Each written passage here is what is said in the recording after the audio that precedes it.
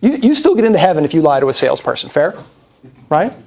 In fact, when I go home at 5 and I'm a prospect, not a salesperson, I still use all of the sort of pseudo lies, if you will. Like I was in this was like, I was using I have to talk to my wife 5 years before I was married, right? I'd be in the Best Buy looking at TVs, and the guy says, "You want to buy this?" I said, "Oh, I got to talk to my wife." And he's like, "Well, you're not wearing a ring." And I'm like, "Oh, we're progressive," and I'd run or something, right?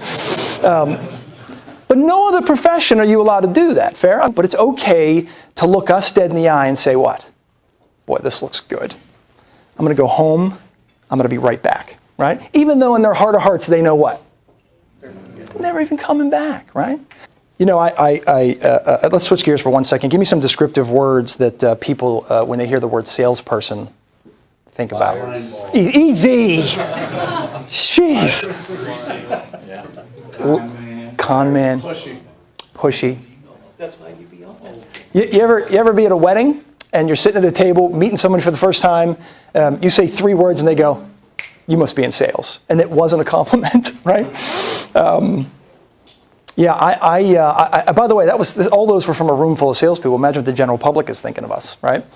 Yeah, I think honesty does not usually come up from the general public. I actually think that's 1,000% wrong. I think a lot of times we're just looking to create some level of interest. We're looking to put a need with help, right? We're looking to get a fair market value, and we're looking to help people. And quite frankly, as a prospect or a buyer, they come in to some extent with nefarious purposes. Are they going to buy? Aren't they? Are they window shopping? Aren't they? Are they going to price shop you in the B2B world? And then they gain all of our information or find out all about everything we're wanting to sell, right? And then give us some sort of misleading statement on the back end that says, apples to apples, all things being considered, I am going to rent something exactly like this, right? And then they leave, right? So and we're the ones that are considered dishonest. And very early in my business right now, I learned, number one, it's not all about me. Right? In fact, it almost has nothing to do with me. And another thing is disarmingly honest as I'm not right for everybody. Right? And those two things help me tremendously.